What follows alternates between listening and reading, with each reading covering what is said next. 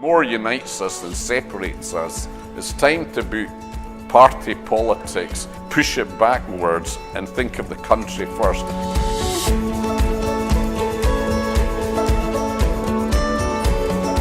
I'm Simon Pia, I'm a journalist. I went over to the dark side, as they call it, when I became media advisor to the Labour leader at Holyrood. I worked for Ian Gray, but first Wendy Alexander before that.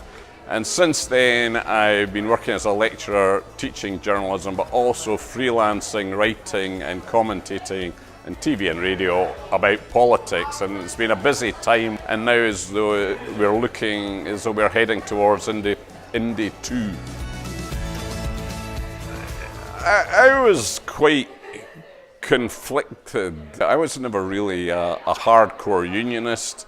I'd always believed in Scottish Home Rule, and a lot of people in the Labour Party share these views, as support the idea of Home Rule. And I believe that's where Labour had to go. I also had looked in, when I worked at Holyrood, into the idea of an independent Scottish Labour Party. 1997, Labour won the general election. In September that year, we had a referendum and set the ball rolling for devolution. So that was the sort of background to my politics, and I must be quite honest, I actually let my Labour Party membership lapse with the Iraq War, and I was never a great fan of New Labour, and I thought the Iraq War, and I wrote about it at the time, I thought that was a catastrophic mistake. Something I don't think Labour's ever really recovered from. I think it's disingenuous of Patrick to say that no means out and yes means in, when actually the opposite is true. I actually voted no with a heavy heart on 2014, because the thing that bothered me was the idea that I was denying Scotland the opportunity to make a progressive step forward. I didn't feel that they were honest enough with the Scottish public as the problems that lie ahead, the challenges, if you want to put it like that, that face Scotland. There were potential problems in the early days, and they didn't approach that in an honest enough fashion, and they tried to portray it too much as sort of we were stepping forward into the land of milk and honey. And I think most people who support independence know it's not going to be like that. And I think if they had been more honest in their approach, it might have convinced more people. But I did accept the SNP argument about the social union would continue, and it's wrong to compare the SNP to most nationalist movements that are in the EU at this moment, which tend to be right of centre. And I would accept that the SNP can be called a centre-left party. In our history as our Independence Day! And the game changer was the Brexit vote. And the thing that had always bothered me, and I think you could make an economic argument to a certain extent against independence in 2014, the democratic deficit had always bothered me, and that was, just Brexit shattered that. No deal is better than a bad deal. We have to be prepared to walk out. So you are prepared to walk away from the European Union with no deal? No deal is better than a bad deal. And especially because such a strong part of the 2014 argument had been you'd be ripping Scotland out of the EU as well as out of the United Kingdom. And that's all been turned on its head completely. Is whether you want to break and sever every link. And I say, let's keep our UK pension, let's keep our UK pound, let's keep our UK passport, let's keep our UK welfare state. And I was surprised myself at how depressed I was by the Brexit vote. And I feel very strongly, if people quite simply put it, do you prefer Scotland in the EU or Scotland remaining part of the UK out with the EU? I'll definitely go for Scotland in the EU.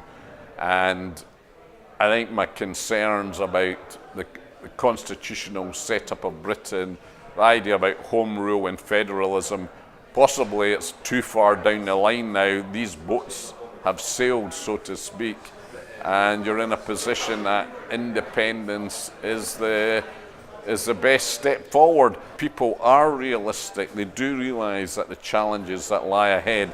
But people, unionists, how are they going to argue against that when there are massive challenges, possibly even worse challenges, with Britain breaking away from the EU? And I've spoken to people who work in Brussels, and no matter using that favourite word whenever referendums come up is scaremongering, I've spoken to people who work in Brussels, and they have said the EU would look very positively towards Scotland joining up to the EU or not even seceding from the EU if the referendum came along before the Brexit negotiations were finished. And I think that's going to be a real problem for Theresa May when she's conducting these negotiations. At the same time, she is having to handle a growing campaign for independence in Scotland. Is she going to spend the next 2 years and 100% of her time campaigning for Scotland to leave the UK at the expense of governing? You have Labour and the SNP at each other's throats, and who wins out of this situation, what has existed for the last 30 years? The only people who can possibly benefit from it are the Tories, because there's so much common ground. You look at the actual policies of the Labour Party, the SNP, the Lib Dems and the Greens. There is a hell of a lot of common ground there. And the difference in policies, you could argue, like Labour on tax is more progressive and left than the SNP, but the SNP on universalism, like free tuition, which I support, free prescriptions, etc., even their minimum price on alcohol, these were progressive measures as well. And there is this common ground, and yet the two parties are stuck in this situation that they can never say anything good about each other. It's almost a knee-jerk response. And why I particularly despair about it is I thought Labour made a huge mistake in the Better Together campaign. It's been really harmful to the Labour Party, but it's really harmful to Scotland and Scottish politics. And I would also say to people in the SNP, they have got to bury the hatchet. And independence won't be achieved, I believe, if that politically sectarian warfare continues.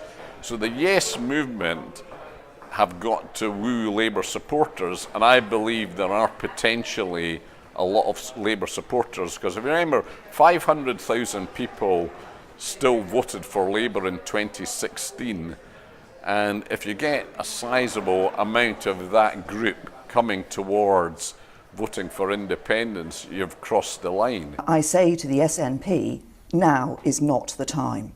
The ground at the moment is looking quite positive, because what happens with the Brexit negotiations and what unravels at Westminster, because I think the Theresa May government could possibly exceed the Thatcher government in alienating the Scottish public. But as long as Scottish Labour set themselves against another referendum and set themselves against Scottish independence, they're digging themselves in a deeper and deeper hole they're disappearing down into. And as I said, I do despair at times about the future for Scottish Labour.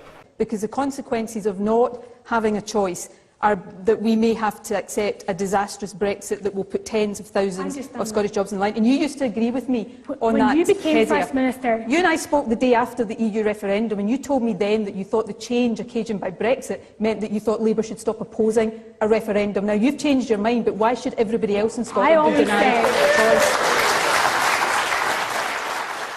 One idea that I think politicians should really seriously consider, particularly the Scottish Government, and when I spoke about being magnanimous and reaching out to people, I think Nicola Sturgeon should open up the possibility of forming a grand coalition and inviting Labour, but not just Labour, the Lib Dems and Greens into her cabinet.